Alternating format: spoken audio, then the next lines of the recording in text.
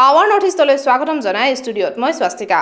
এছাম নিকৃষ্ট মানসিকতাৰ মানুহৰ বাবে আকৌ এবাৰ অসমবাসীৰ সন্মুখত লজ্জানত পৰিস্থিতিৰ সন্মুখীন হ'বলগীয়া হ'ল মহানগৰবাসী।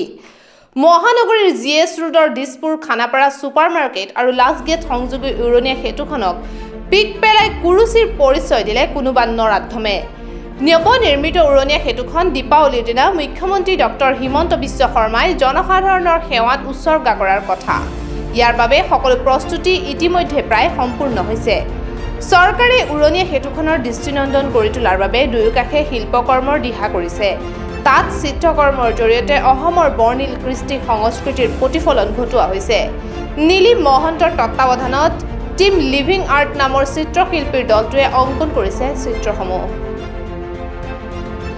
আটক ধুনীয়াকৈ সজাই তোলা হৈছে উৰণীয়া সেতুখন। ইতিমধ্যে মুকলিৰ পূৰ্বে চেলফিৰ বাবে হেঁচা ওপৰা লাগিছে ছুপাৰ মাৰ্কেটৰ উৰণীয়া সেতুত।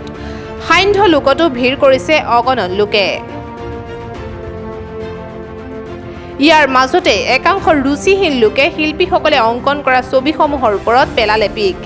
মুকলিৰ পূৰ্বে কদৰ্যময় কৰি তুলিলে উৰণীয়া সেতুখন, যাৰ বাবে এতিয়া লাজত পৰিবলগীয়া হৈছে মহানগৰবাসী। News desk our North east.